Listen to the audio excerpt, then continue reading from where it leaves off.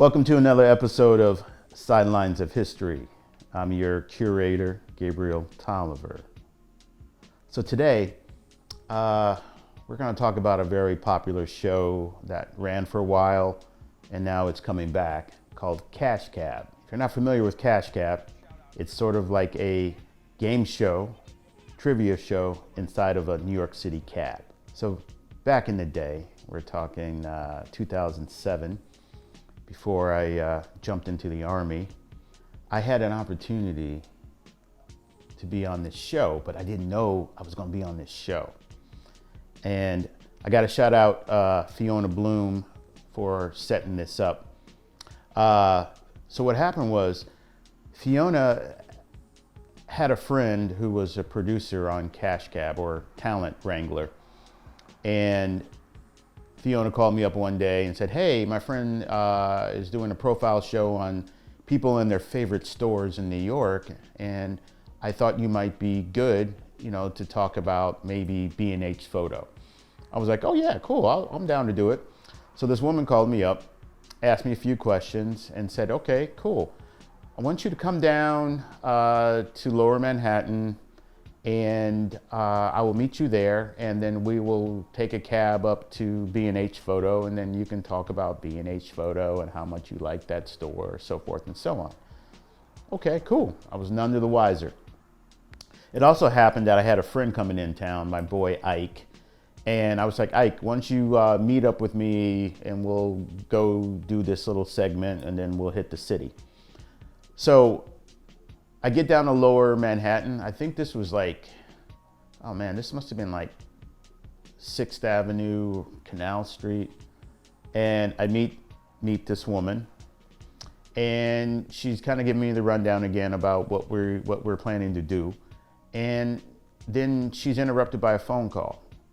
And she's like, hey, just take a cab to B&H and I'll meet you there and we can do your segment. I was like, okay, cool. She had to take off.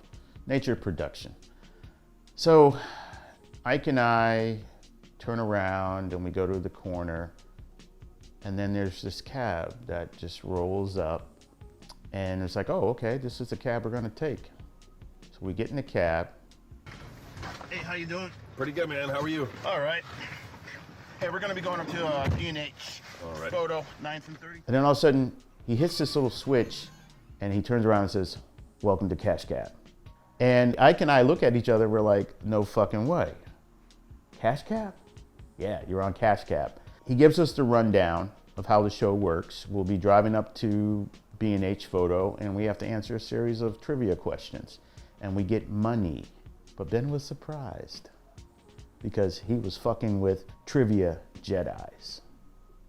In 1999, what rabid rodent did the Cartoon Network pull from the airwaves for perpetuating Mexican stereotypes? Speedy Gonzalez?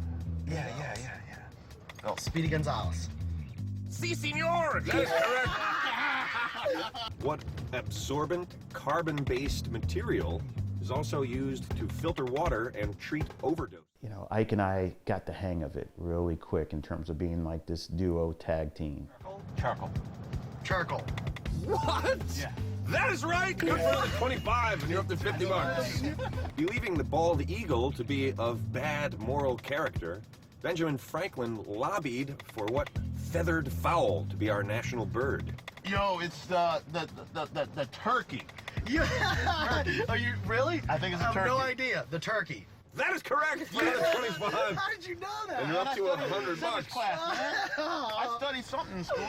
Perfect. I think over the years when I've mentioned Cash Cab to folks, I was on the show and I send them a link, or they actually catch it on reruns, everybody's shocked that I had like a mustache, salt and pepper mustache and goatee. I had a bomber jacket, and I had gold fronts. And the gold fronts were it was like a gift I gave myself after co-writing this book with a late friend of mine named Reggie Osei. We wrote a book called Bling, the hip hop jewelry book. And so I think the image of me along with Ike, I think we threw everybody's expectations. I think they thought they had two like urban guys in there that weren't probably going to answer much, but we killed them. We killed them with our energy, our interplay off of each other. And I try to be slick though, and mention and try to drop a plug on my bling book.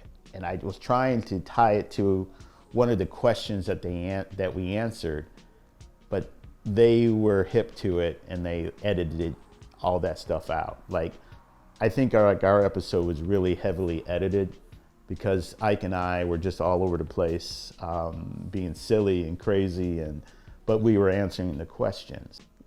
Ike and I were like ringers. Like, yeah, we laced that shit.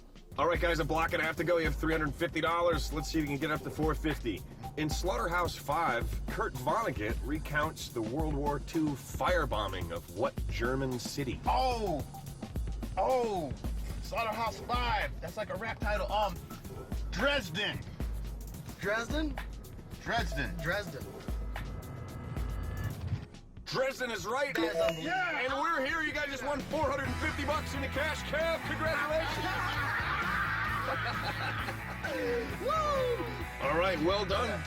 You guys just won $450. I've got it right here. I can give you the $450 right now. Yeah. Or you can stick around, risk it all, and go double or nothing on a video bonus question. So take a minute and decide what you want to do. I'm in. Let's do it. All right, we'll do it. We're doing it. You gonna go for it? We're gonna go for it. Okay, gentlemen, this is it. This is for $900. Niagara Falls look like a leaky faucet next to these majestic African waterworks. Located on the Zambezi River, these famous waterfalls were named by David Livingstone in honor of whom? Queen Victoria, Lake Victoria. I don't know, man. I have no idea. It was named in honor of Queen Victoria. I'm going with you because I have no idea. Queen Victoria. You just won $900 in the cash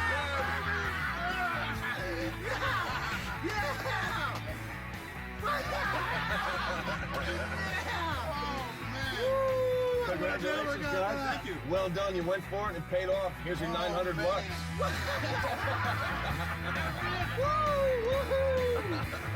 Thanks for playing, you guys. That was awesome. Fantastic. Good job. That's it. Have a good one, guys. Thanks a lot. Thank you. Congrats.